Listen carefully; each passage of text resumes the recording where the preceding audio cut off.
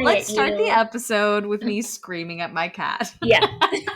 You'll probably hear him in the Yes. Oh background my God. It's so as he loud. I'm so continues. sorry, everyone. Also, he literally came over here like 2 seconds before we got on the phone and took a big dumpy in his litter box, which Of is literally course. directly behind me. Uh-huh. But I scooped it because it was Okay. Bad. gross. Yeah. Yeah, it was a bad one. It was a bad one. He's Yeah. on a diet. Oh, there he goes. Yep. There he is, everyone. Say hi to our mascot, Mr. Banks. Hey. But he's on a diet right now because his vet said he's too chunky. Oh, really? So I think that's part of where the new wave of vocalizations coming from. Is he's He's like, I could hungry. have second dinner, and I'm Yeah. like, no, buddy. No. Dr. Debsky says you can't. Yeah. So yeah. That's Oh my hard. God, I can crazy relate, boy. Banks. I know, Sometimes you right? just want a second dinner. Sometimes you just want that fifth cookie and you Yeah. got to settle for 4. Exactly. I usually give myself the Exactly. 5th cookie, I'll be Yeah. honest, but But you I'll know, resist the 6th. So there we there go. you go. That's it. That's exactly it. Okay, well, I'm Olivia And I'm Amy. And and this that's Binks is, and this yeah, is Girls Girls Gone Gone Spooky. Spooky. We have a super duper special episode today because it's our 100th episode. Can you believe I can't it? believe it. No, I cannot believe it. That's insane to Yeah, me.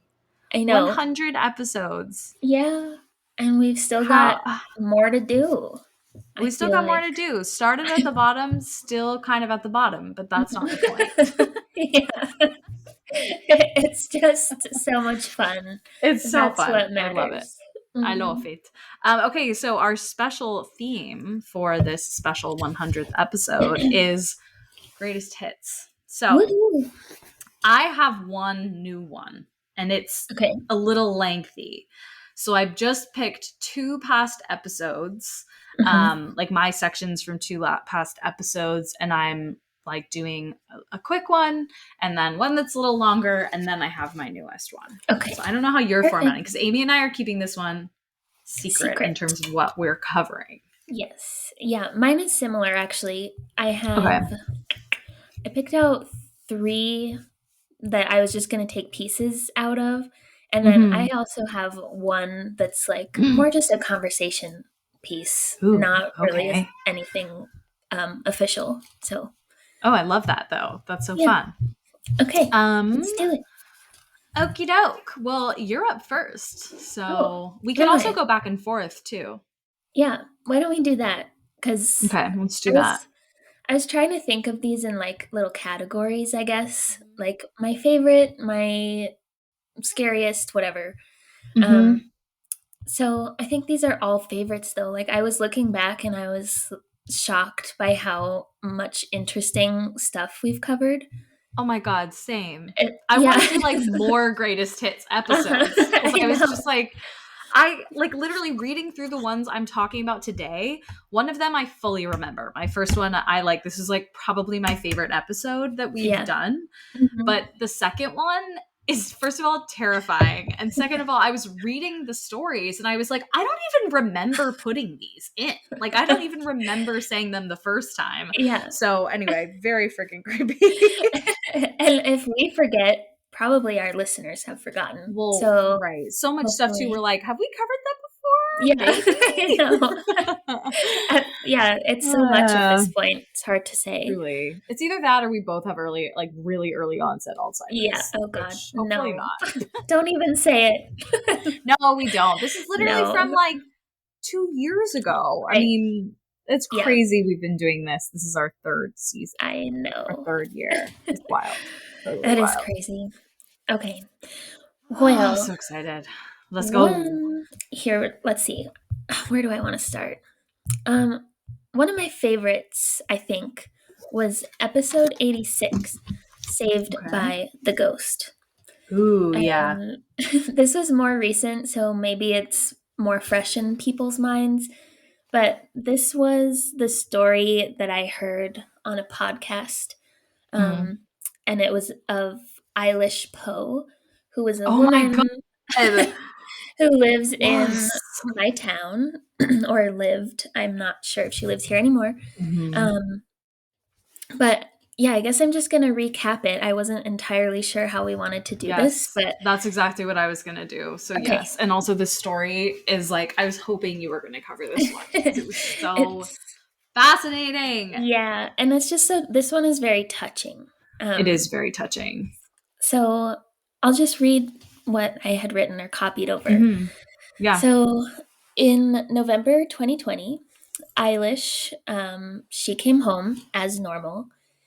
The only thing that she saw that was out of the ordinary was that the basement door to her house, which she usually keeps closed, was left open.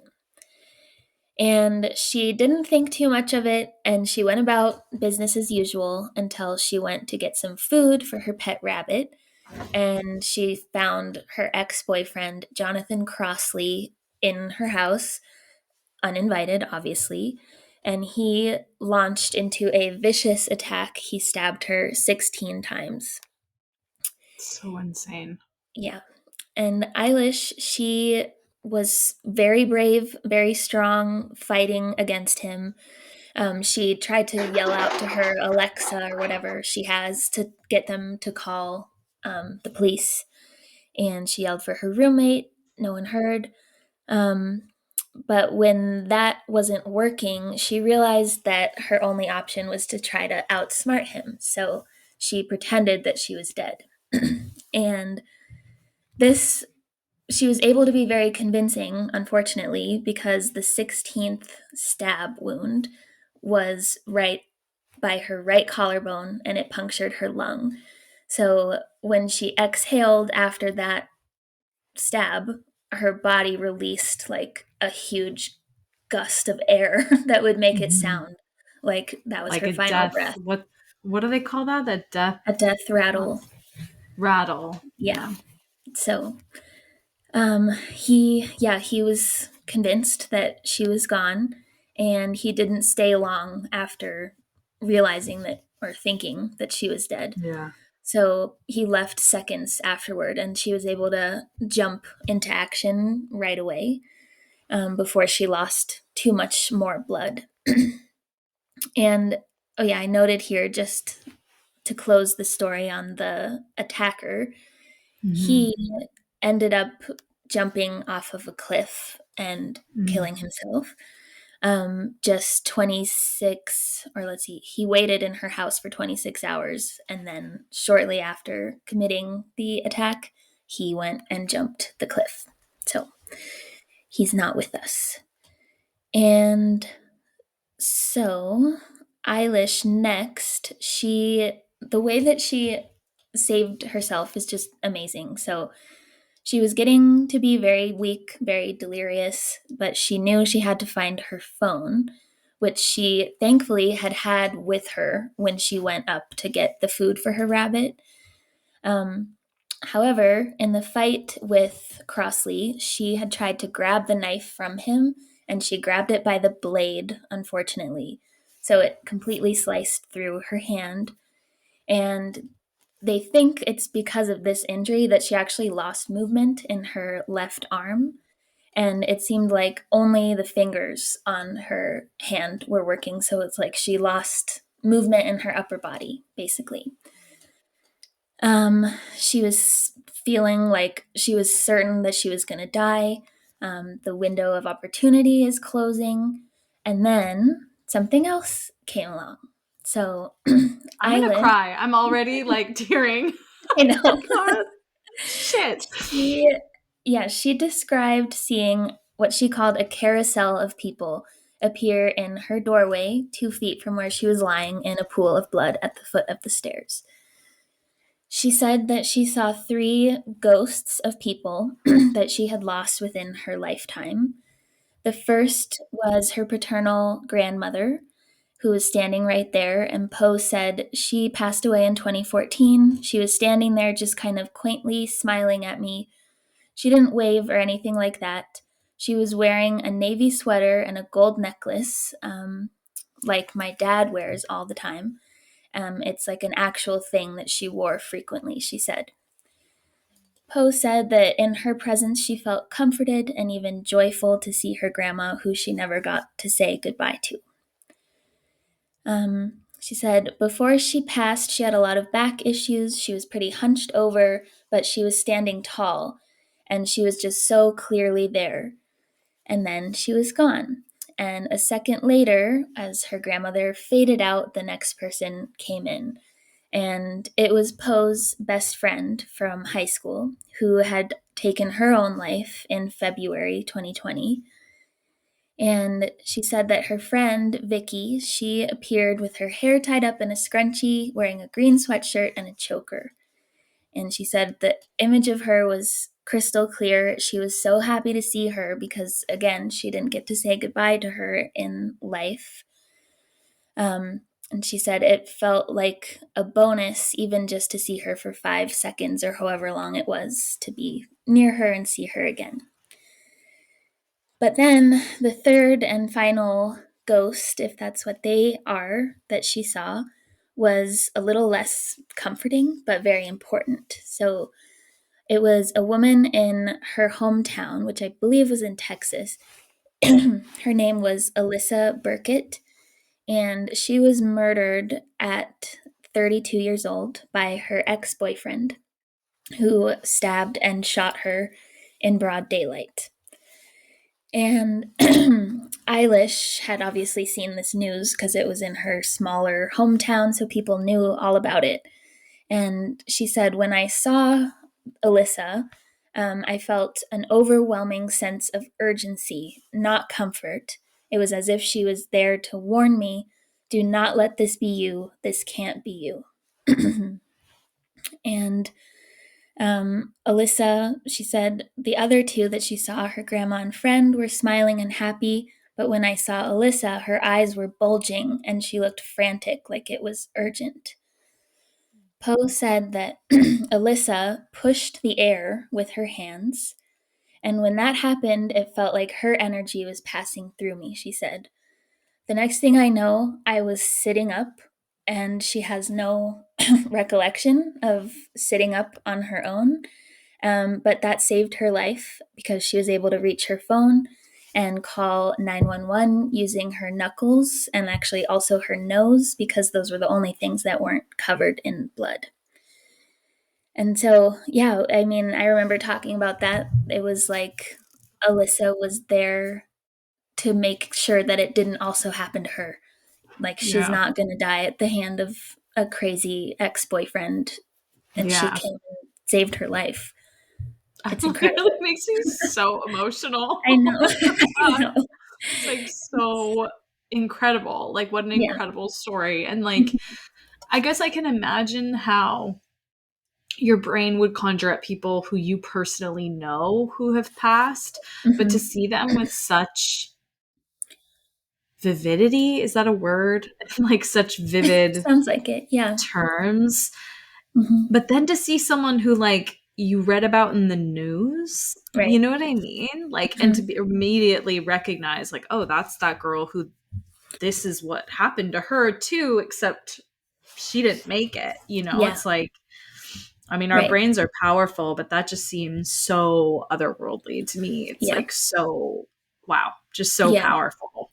It really is, because when you're in a panic, like, it makes sense, like you said, to think of your grandma or your lost best friend, but basically a stranger, for them to pop up in your mind, if it is just that she conjured them somehow. It's still crazy that that's what came to her in the and time that of need. somehow she would be physically more able than she actually was. You know what I mean? Like to sit up without help. It's just when you've been stabbed 16 times, I can imagine her abdominal muscles were pretty fucked. Yes. Yeah, I can imagine. Jesus. Wow. Yeah. But I do have the name of that podcast in case anyone wants to listen. It's called Otherworld.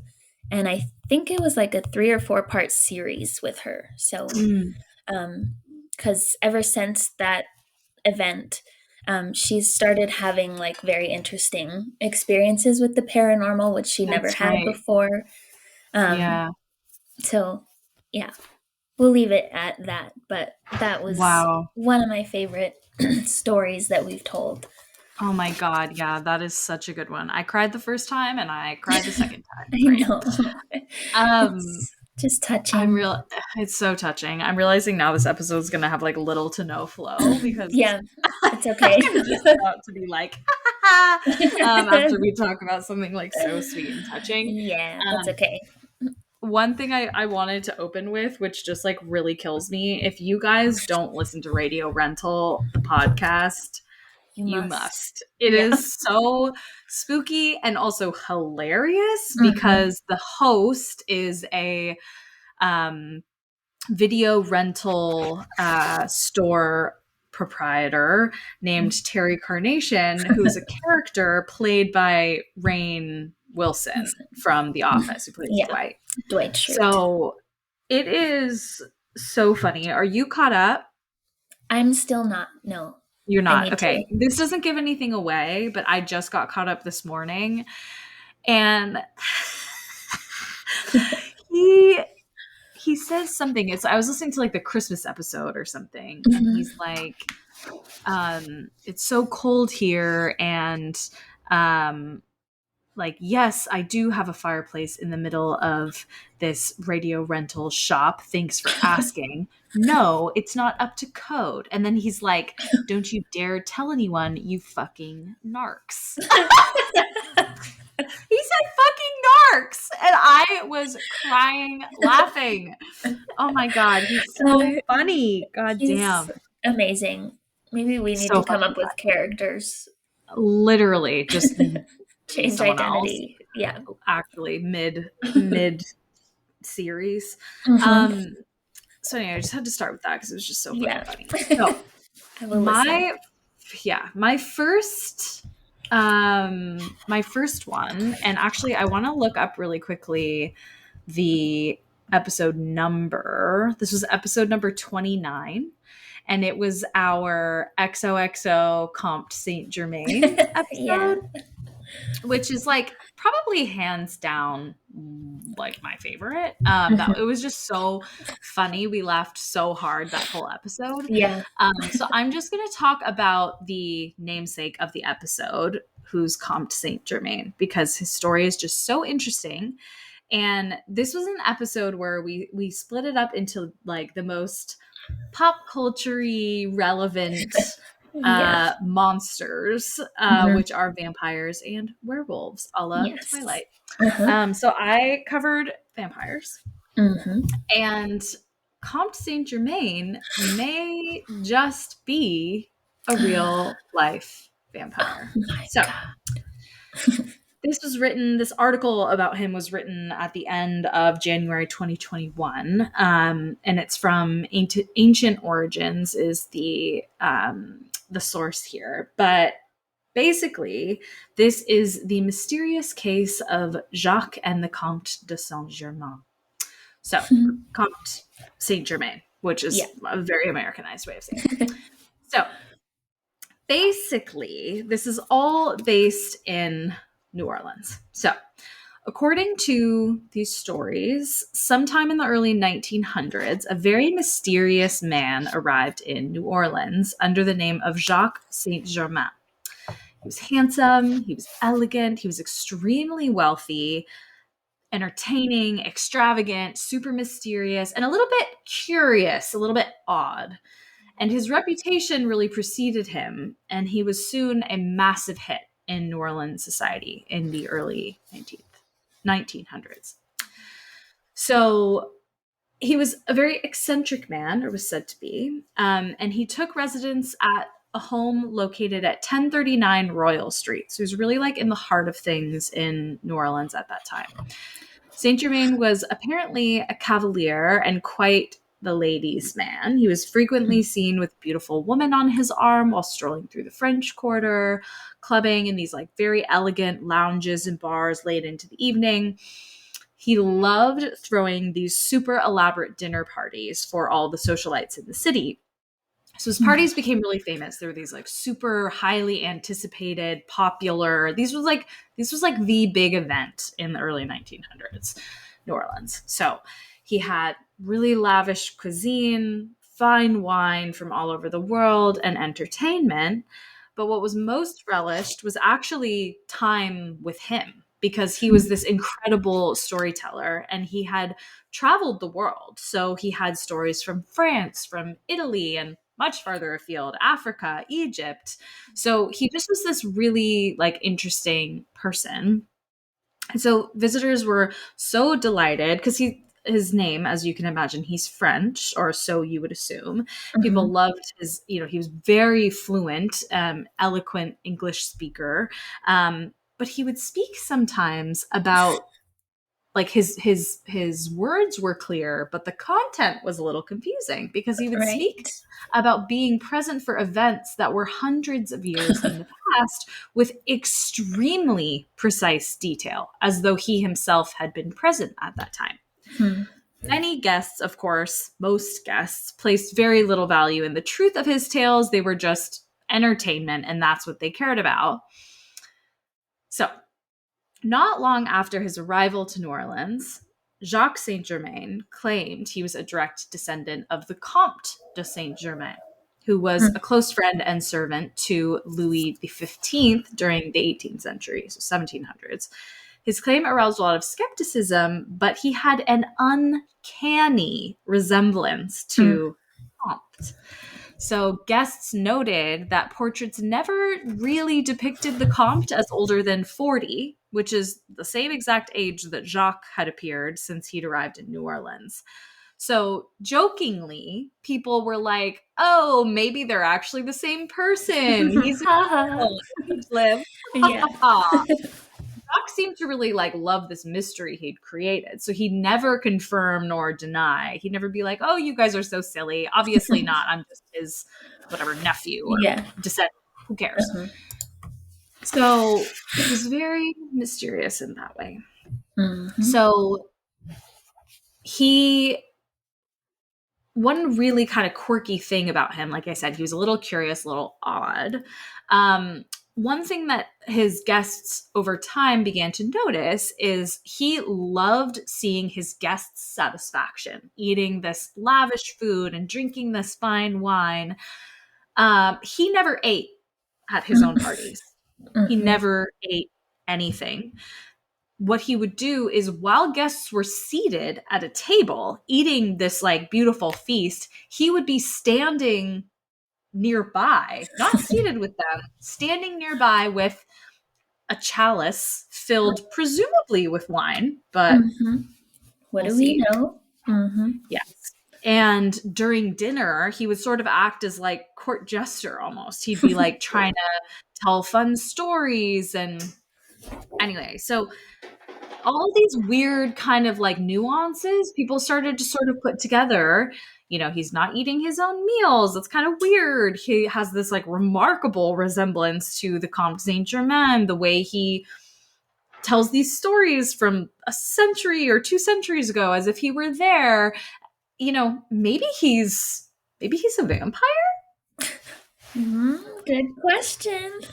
So things take a sinister turn.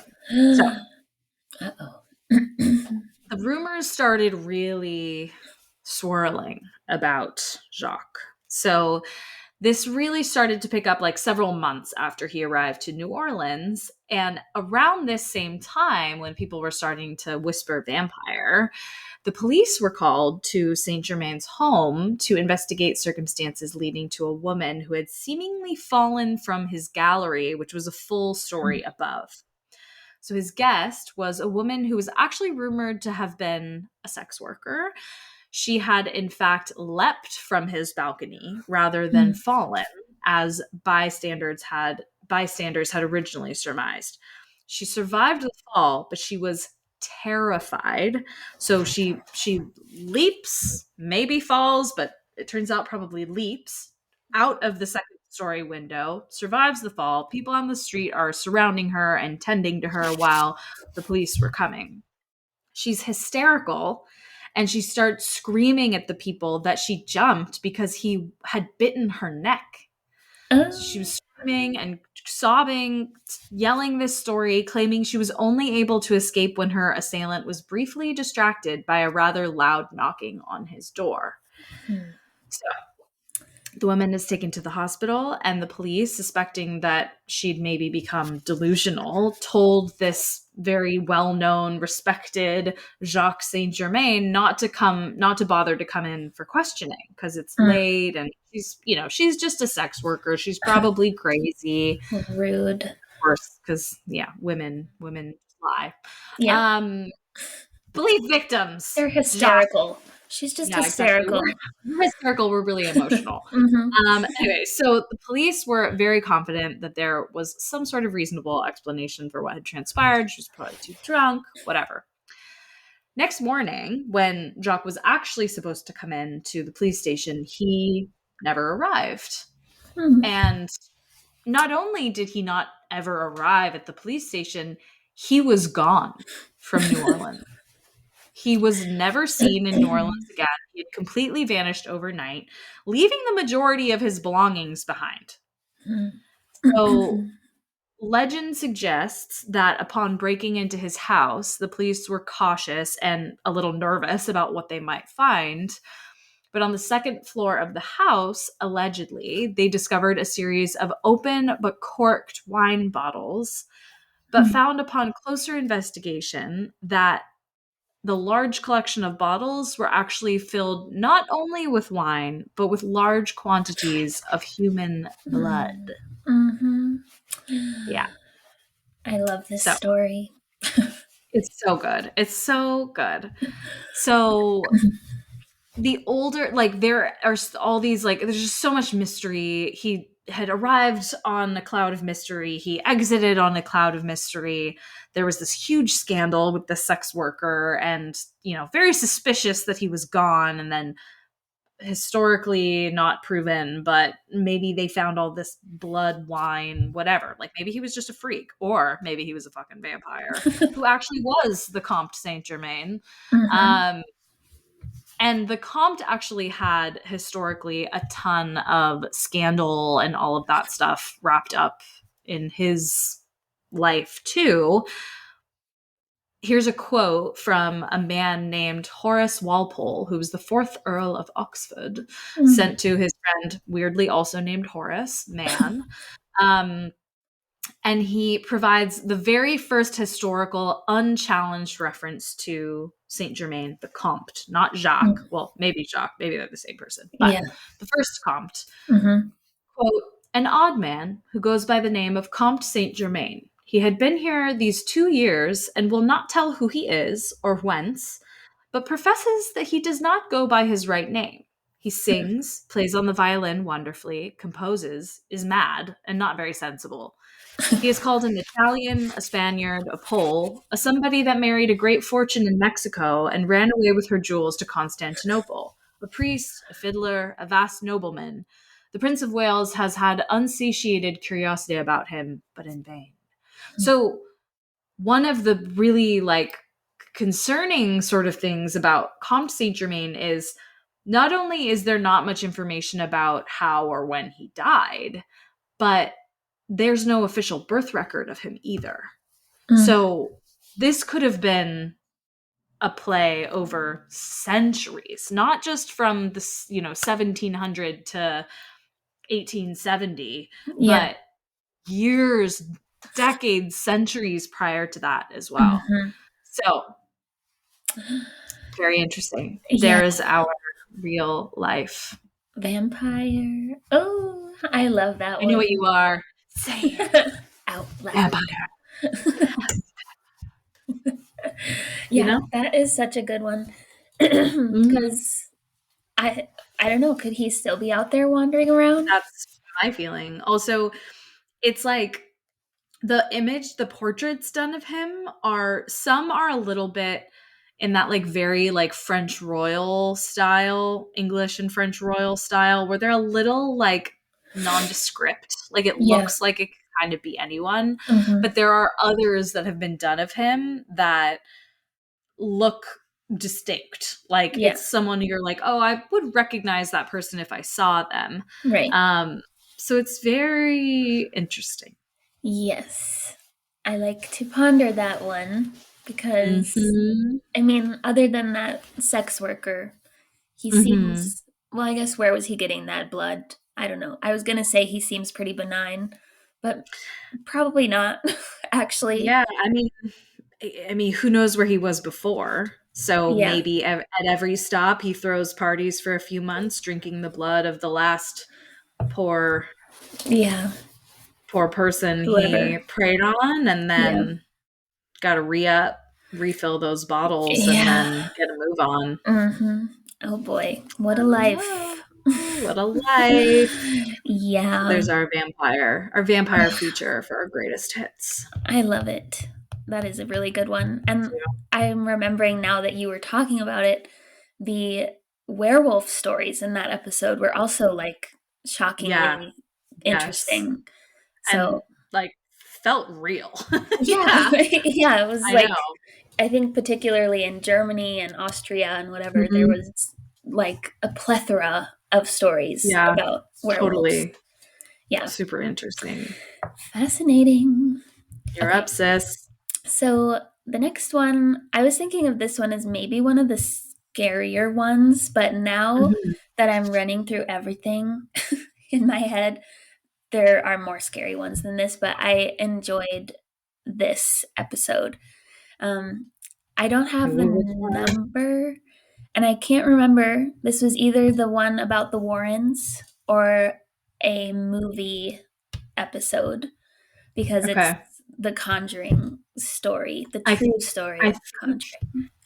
I think it and is that the Haunting in Connecticut one? Oh, could be. Let me see. I I'm think looking because it could be. Is it the one where we covered the Lizzie Borden house? um Or maybe it not. could definitely be that actually. Um I think it's either 25 or 26 because those are the ones that are like heavy Warren references. okay. Yeah. If you want to So, go back, listen to both of those because we talk yeah. about the Warrens in both. Yeah. Yeah, cuz I remember doing like the Amityville house, Mm-hmm. Annabelle, but The Mm-hmm. Conjuring Those are was two back to separate. back. Yeah. Oh, yeah, So yeah. that's yeah, cuz I wrote this is scary as one of my bullet points on here I love it. in the This is original scary. in the Oh my original God, I notes. love it. I love it. So, um, yeah, I think let's just jump into it. So it's Let's the do it. Conjuring universe, as they call it, Ah, um, yes. because Ed and Lorraine Warren, who are our paranormal investigators, are involved in this and also a lot of other stories that have been adapted into movies. Um, and yeah, I obviously haven't seen any of these, but As obviously. I have. yeah, so here is the true story that the Conjuring movie is based on. So it comes from the Perrin family who moved into a Oh farmhouse God, yeah. known as the Arnold. I think maybe I left off a D. I don't know. It's either Arnold or Arnold Okay. Estate Farmhouse in Harrisville, Rhode Island in the 70s. Shortly after they moved in, the Perrin family started to experience hauntings. Some they said were little nothings, just senses of presences. And I said, note presences plural because the family believed that there were many spirits in that house. Oh my God. So, yeah, some were the little ones, and others were quite big and scary.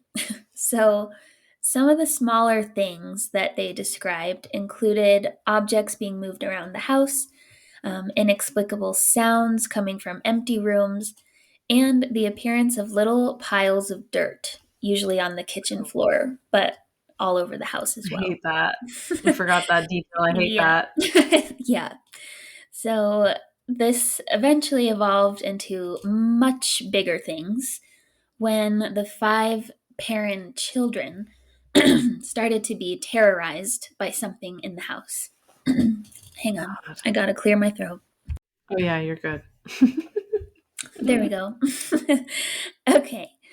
So this included inexplicable instances of near suffocation, an instance of near drowning in a bathtub, and the oldest daughter, Andrea, who was visited every night by a spirit with, and this is the detail that got me, a Oh bent God. neck.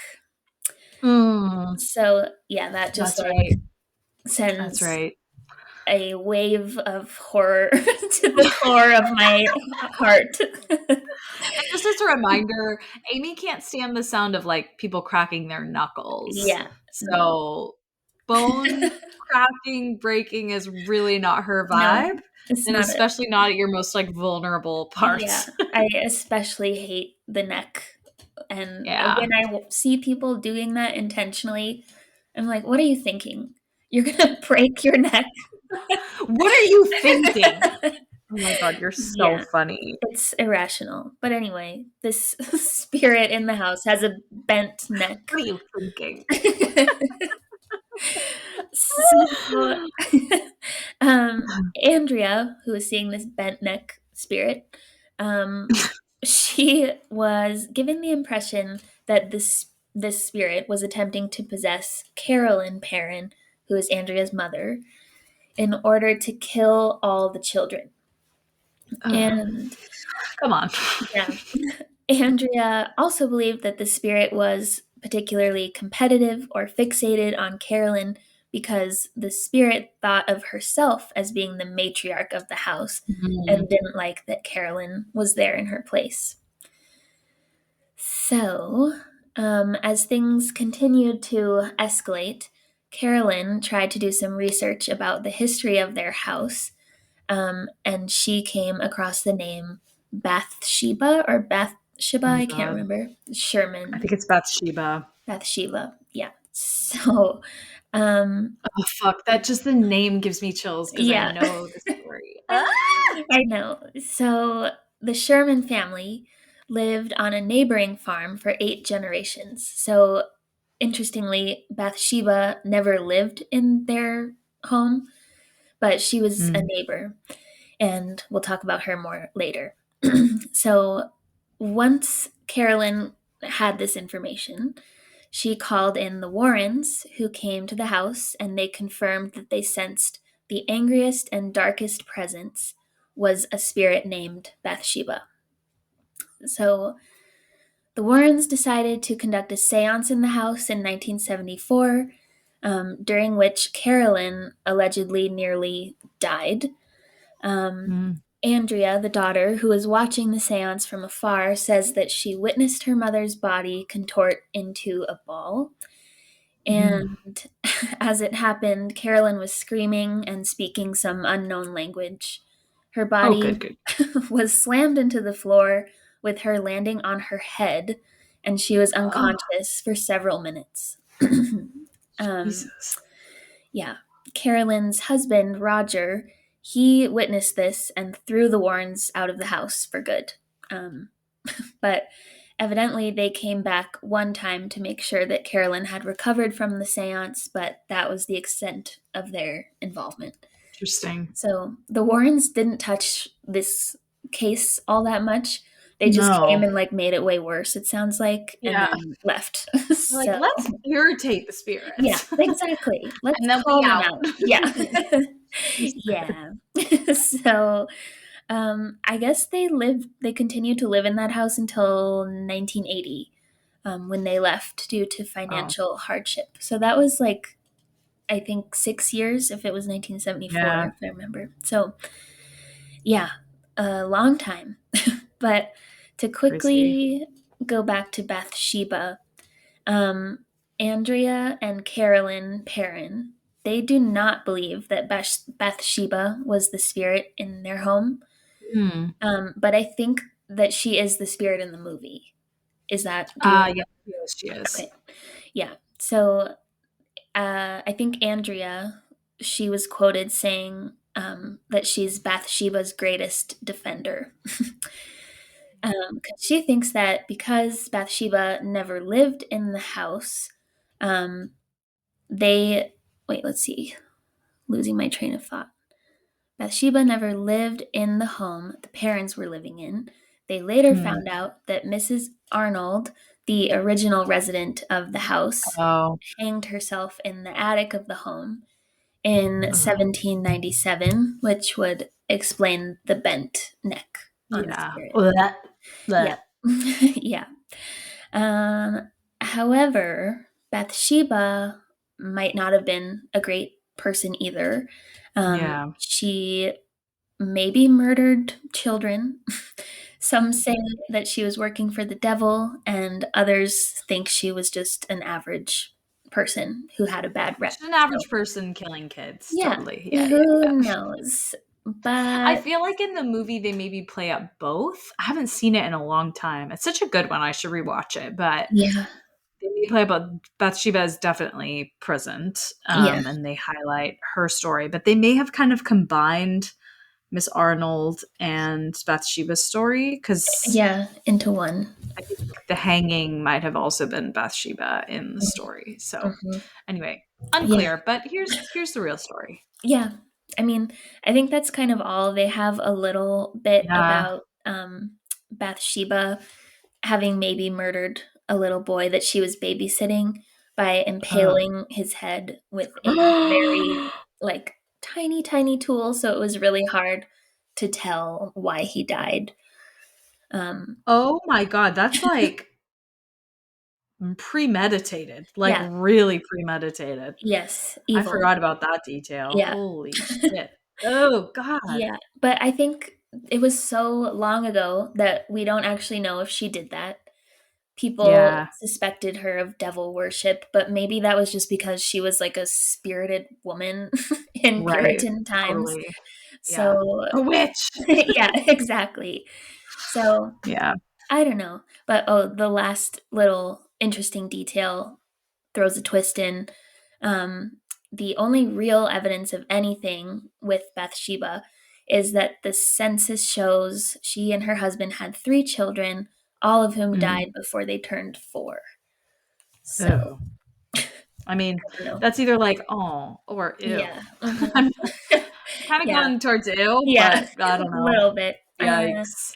But Bathsheba, stay away. Stay away, You're lady. You you're not creep. welcome here. Thank you so Not much. welcome. No, no spirit. No, thank you. Yeah. No, no, thank you. No, thank you. Um, okay, my turn. Yes, your turn. Okay, so this is from one of our episodes on Ouija, Oh, and it is the I tend to steer clear of demons episode, which is episode 19. So this is wow. like Old. old. Yeah. So and it, like yeah, and that's I'm sure why rereading it I was like I don't even remember this. So I'm going to share 2 stories that I shared then. I have this isn't my new one, but I just want to reference one that I literally I like re-listened to podcast episodes from podcasts I like, spooky ones. I like looked through all my notes, like my web history, like I looked through everything and I couldn't find this one story. Yeah. But I'm going to start with this one really quick and then I'll read the other 2. They're not very Okay. long. Yeah. But maybe you'll remember what it was from. Maybe we talked about it, but basically there were these 2 women who I think it was like called into a podcast. Maybe it was Spooked, but I don't think so. Anyway, so basically these 2 girls, I think in like the early 2000s, like it wasn't that long ago, Old. I want to say. Um, they go down into the basement with a Ouija board, as all Yeah. terrifying stories start. Uh-huh. And they start talking to some spirit, and they're, whatever. Hello, is anyone there? Yes. And then, what's your name? And it's spelled out Karen. Or no, I think it's spelled out like Kar or something like that. And they were like, Uh-huh. oh, maybe it's Karen. Karen. And they're like, well, I don't know a Karen. Do you know a Karen? No, I don't know a Karen. Okay. So they're like talking to this spirit, quote unquote spirit. Mhm. And they're like, how old are you? And it's like 0. And it's like, how, like, when did you die? Never. Like, Mm. weird answers like that. And then Yeah. all of a sudden, both girls are like, it's freezing in here. Mm. And they see something like in the corner of the room. They think they see something like darker than, like blacker than black in the corner of the room. And they're like, do you see that? And the other one's like, holy shit, yes. And they like panic and they're like, freak out. She like tosses the planchette away. So they don't really close out the session. Yeah. Which is their first mistake. Yeah. So they're having a sleepover this night. So they like sprint up the stairs to this girl's room and they're like, oh my God, that was so scary. Thank God we're done with that. So they think. So they go to bed that night, and one girl wakes up in the middle of the night to her friend like pulling on her arm, like wake up, like pulling on her arm. And she opens her eyes and she's like, what? And the girl's like, do you see that? And it's in the corner of the room, this like super, super tall thing, blacker than black, in the corner of the room. And they're both terrified. So they like call the parents in, turn the lights on, and it goes away. So they're like, holy shit. We're probably just like dreaming it up. But the girl, before they go back to sleep, I think they end up sleeping in like the family room with like the TV on the rest of the night. But before they go back to sleep, she notices it's around 3 a.m. So she's like, creepy, def a demon.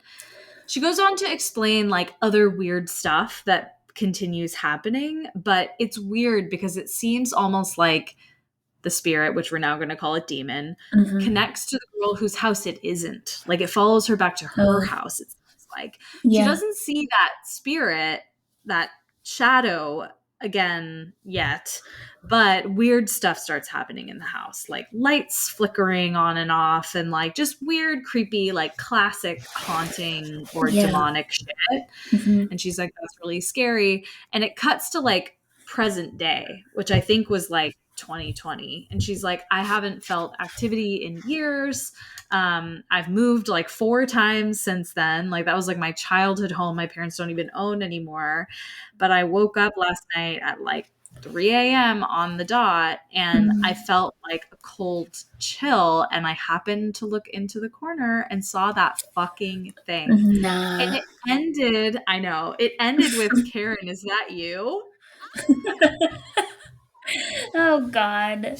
Scared the bejeebus out of me. That is really scary. Anyway, it was really fucking scary, but I thought for sure I'd be able to find it because it's so, Karen, like it's such a funny name they gave it and made it so like light, but I couldn't find it anywhere. I even looked through like transcripts of like Two Girls, One Ghost podcast episodes, and I just couldn't find it. So I just had to like reiterate as much as I could remember because it was just so scary. So good one. 2 more little quickies. This is from Akuma Nozumu 6606, and this is from 3 years ago. So this was like, around the time, this was probably posted around the time we were reading these. So Akuma says, hello, I am 16 and I live in Pennsylvania. I've always gone back and forth on if I believe in the paranormal or not. I've always wanted to because my dad died of suicide when I was around 1 month old, and I always want to believe he's watching over me. But a few years ago, I realized I 100% believe. I don't know if I believe in God, but I believe we have a soul and death is not the end. And it all started with a Ouija board. Things started to happen, but the worst part was last summer. So I slept over at a friend's house because we were going to the beach the next morning for about a week. And our plan was to stay up all night and play PS4 and just do dumb stuff. But around 2 a.m, my friend pulls out a Ouija board that we used to play with. He asked if I wanted to play with it, and I said sure, even though I felt really on edge because by that point, I definitely believed in spirits and all that. So in the comments, they go on to like, because people are like, what do you mean stuff had already happened? And like, they'd experienced some, what they believed to be paranormal activity leading up to this, and they had played with the Ouija board in the past. So at this point, they're like, okay, I really do believe in this, so therefore it's creepy. But they agreed anyway. So they say, but we went down to his basement because that's where we hang out most of the time, even though it's a dark and creepy place. It does also happen to be secluded and fun. But we were playing the Ouija board, and for about 30 minutes, nothing was happening. At this point, me and my friend were really just talking, but we still had our fingers on the planchette. And out of nowhere, it moved quickly to the left. So we got kind of excited, and we asked if anyone was there. It moved to yes, but I thought it was my friend and he thought it was me. So even though I'm pretty sure it's a rule not to take your fingers off, we counted to 3 and lifted our hands, and the planchette started to spin slowly. We slammed our hands back down on it and we asked who it is. It said Balaam, I think, Balaam. I can't really remember exactly how it was spelled, but it was close to that. And we started to ask more questions. I asked if heaven is real, and it said no. And I know that demons will often try to convince us that heaven isn't real. So I started to sweat a bit at that point. Got a little scared. But what really made us freak out is when we said, "Who are you really?" And it went to ZOZ before I picked it up and threw it across the room. So if anyone who doesn't know, Zozo is a known demon that is like the one associated with The Exorcist. The Exorcist. Thank you. Mm-hmm. And is known to try to access our world through Ouija boards and other kinds of like seance. Very classic. This is like super classic. Mm-hmm. So they panicked. They saw what it was spelling and were like, nope. So they threw the planchette across the board, which if you play Ouija, you'll know what that name is, and you know you're really not supposed to do that. But then they tried to light it on fire. Oh, yeah. Which is like such a no-no. You never try to destroy it. You just like hide it away somewhere and like do not let anyone touch it. Right. It only really burnt half of it, and then they freaked out that they were going to like burn the house down. So then they started just walking away. Smart. Like, you got to close it at least. Yeah. So they're like, okay, la-di-da. We just started walking upstairs, and we're talking about how crazy that was when all of the power in his house went out. And when I tell you we screamed, we fucking screamed and ran to his room. His mom got up and yelled at us because she thought we were messing around and broke something because all the neighbors still had power. But when she was checking, we were in his room in the dark. I was sitting on the floor and he was sitting on the bed when we both saw something. It had to be about 6 feet tall, standing outside his door. And keep in mind, he only lives with his mom, and she's like 5'4" at the tallest. And at this point, me and my friend look at each other because you know how if it's dark and there's some light, so you can still kind of see. We just sat there looking at it, and then it disappeared. And just then his mom came to us and said, "Why are you guys fucking running up and down the stairs? You woke me up." And we knew it wasn't us. So we told her everything, and she believes in all that. So she said, okay, close the door, lock it, get to sleep, and I'll wake you up in the morning.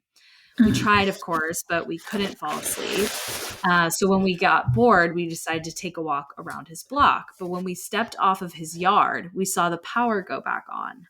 We ran our asses inside, went to his room, put on YouTube, and locked the door. We were supposed to leave for the beach around 11 a.m., but his mom came in at around 8:30 and says something doesn't feel right and we have to go now. So we packed up and went to the beach. And until this day, we can still hear banging and crashing sounds from his basement and his attic when we're at his house. No. He goes on to say, like, that's a whole other encounter if you guys want to hear it. And everyone's like, obviously. But oh my God. That is the main story. So horrifying. Very scary. So the second and final one of the Ouija guys is from Rough Samurai. And I'm realizing too, like, I think I'm actually going to save my new one for the next episode because otherwise this is going to run super long, and it's a long one, and it's a really good one. So I want to take my time. Yeah. So this will be my last one for today. Okay, cool. So this is from Rough, R-U-F-F, Samurai. Says, this is from 6 years ago. So it's from a while ago. The story is titled My Very Real Ouija Board Experience, the Day I Met Zozo. No. Hi all. Been a follower for a very long time, but I'm a first-time poster. This might be a sort of long post, so I will just dive straight into it. It was fall of 8th grade, and this experience was close to a decade ago now, so like 16 years ago for us, but still remember this day like it was yesterday. This would be a night that would change me forever. My good friend at the time, David, or perhaps David, just kidding, had been using a homemade Ouija board at my friend Jared's house just up the road, and he would not stop talking about it.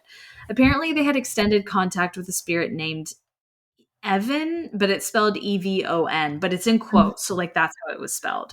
Okay. Remember this name for now because it will come back later. He went on and on about what happened, but I was very skeptical and yet a little intrigued.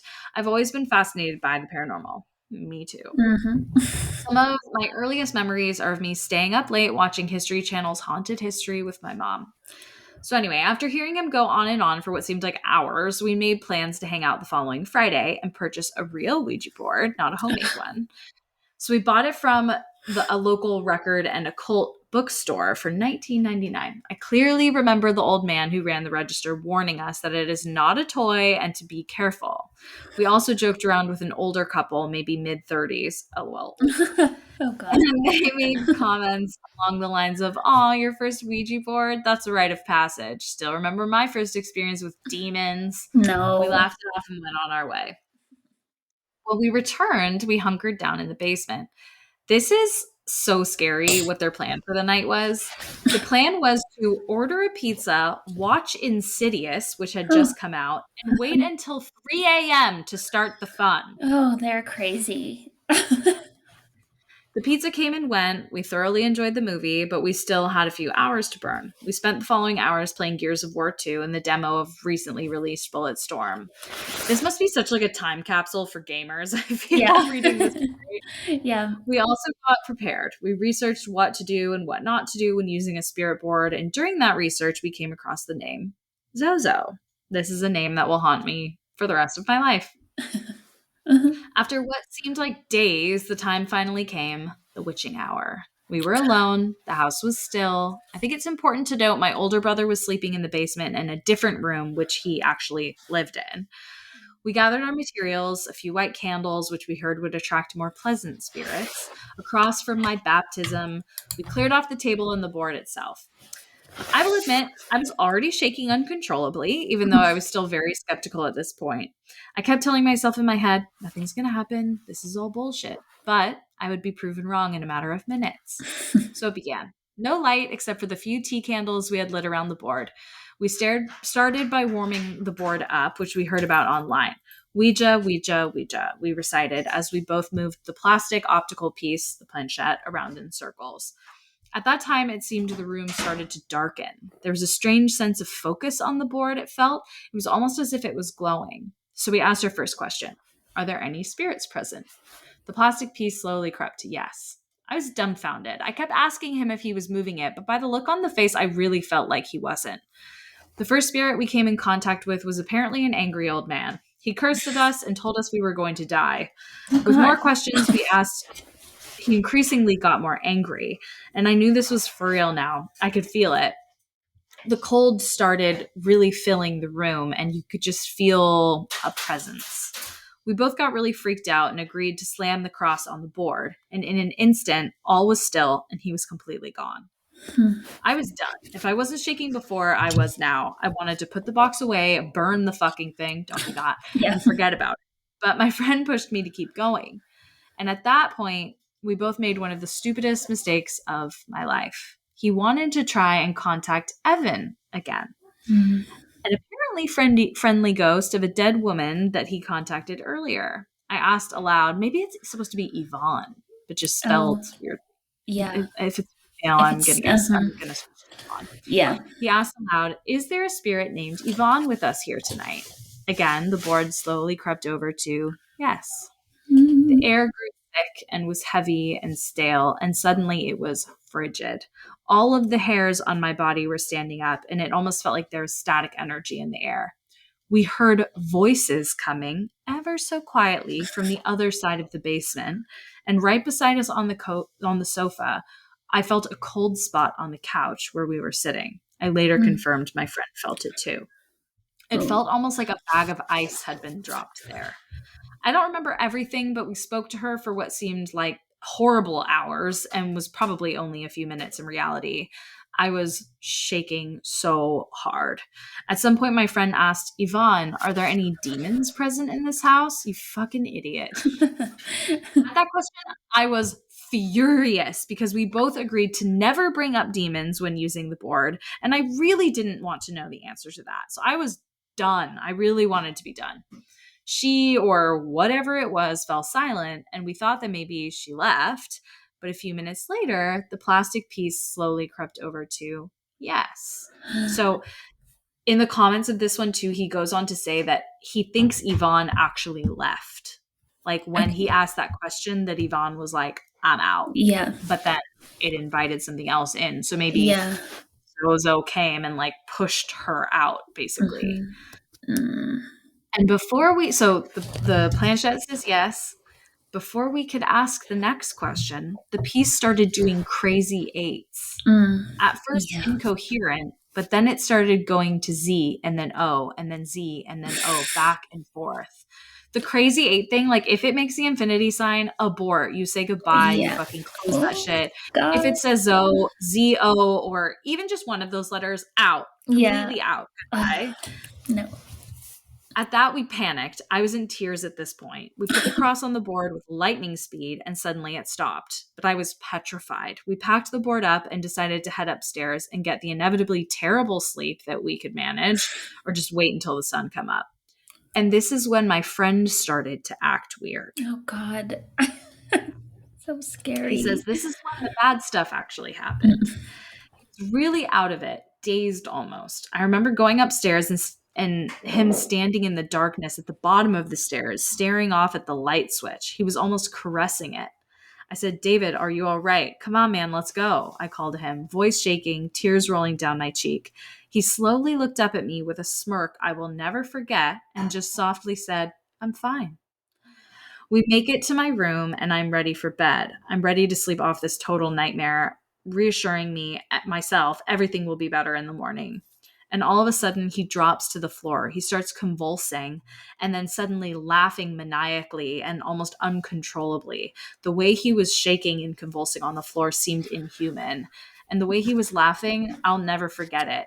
The way he was looking at me the whole time. The whole time he was looking me dead in the eyes, and I will never fucking forget the look on his face.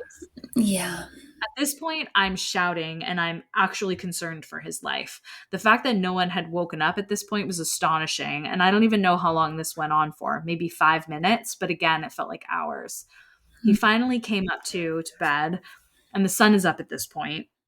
We somehow managed to sleep for a few hours, and we sleep in the same bed, neither of us wanting to be alone, although I wouldn't want to fucking sleep next to that kid anymore. No, I'd leave. Yeah.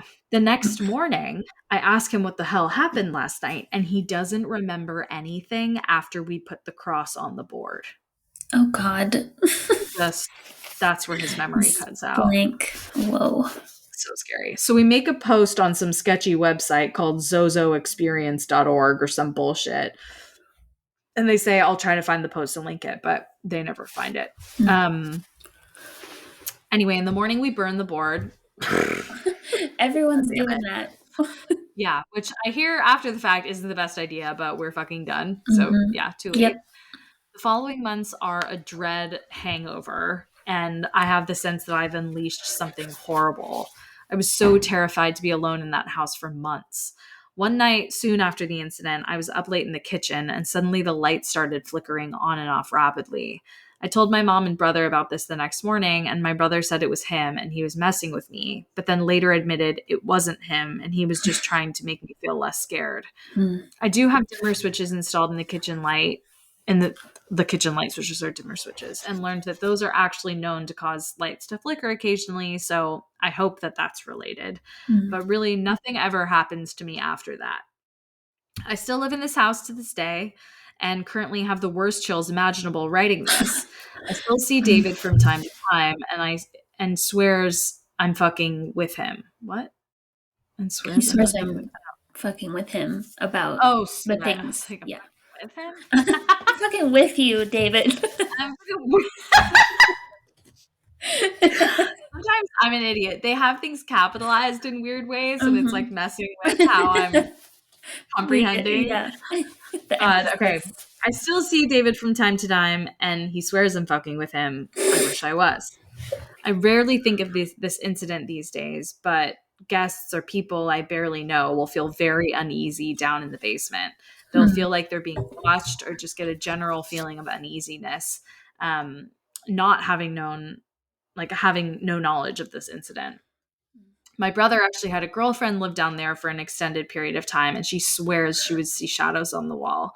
She used to get sleep paralysis regularly down there, which is something she had never experienced before in her life, and she won't even set foot down there now.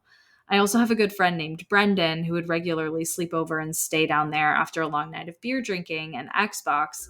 To this day, he won't go down there alone anymore after being awoken by shadows one night. No one in my family spends much time down there anymore either. All in all, this was my experience that truly made me believe I will never fuck with anything like that again. Believe me or not, this is what happened when I decided to fuck with the Ouija board. So, yeah, those are ugh, yuck. yeah, real scary. Real scary. Yeah. So, those are my Ouija stories from past episodes. And I'm actually happy to be saving the new one for a separate one because it's just like actually so good. Okay. I can't wait. Yay. I can save mine. I'll have to think how we could weave it in to a different topic. But last honorable mention I wanted to make for another favorite episode is the first glitches in the Matrix one. Because that was the first time I spent any time really looking into simulation theory. Oh my God. We both were messed up after that episode. Yeah. I listened back a little bit to that episode just to refresh my memory because I couldn't find my notes for some reason. And we had a very interesting discussion in that one. So I'd recommend anyone, excuse me, bless you, to revisit if you are into that sort of thing or if you want your mind to be boggled. Truly boggled. That was episode 21. I just looked it up. Yeah. Wow. Yikes. Such a creepy one. Wow, this was really fun. I liked so much like going back through, especially the season 1 stuff. It's like feels like ages and ages ago, but it's so fun to go back and revisit. Yeah. I also feel like we had great topics. And at least for me, I feel like I could do those topics again and better now. Me too. So it's kind of fun to look back. I agree. Maybe we could do that soon. It's been long enough. Yeah, seriously. I'm super down for that. Like rerun. Yeah. Exactly. You know what? We need a season ender. That could be our season ender. I think it's 2 or 3 episodes. Let me look.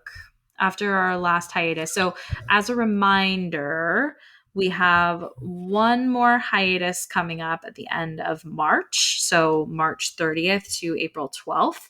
And then we have 3 more episodes 108 through 110. So those could be our reruns. Yeah, I like that idea. We redo them and do them better. Yeah, perfect. That'd be really fun. That'd be really, really fun. Because also, even when I was doing like the Ouija stuff, I came across so much new content that's like from the last year or whatever that people have posted. That's like actually so terrifying. But I was like, I don't want to make it like a Ouija episode all over again unless we want to actually rerun it. Yeah, exactly. Yeah, I love that. So creepy. Yay. Well, thank you guys so much for listening. We'll see you again next week. Email us your scary stories at girlsgonespooky@gmail.com and stay spooky. Stay spooky. Happy 100. Happy 100. Bye. Bye.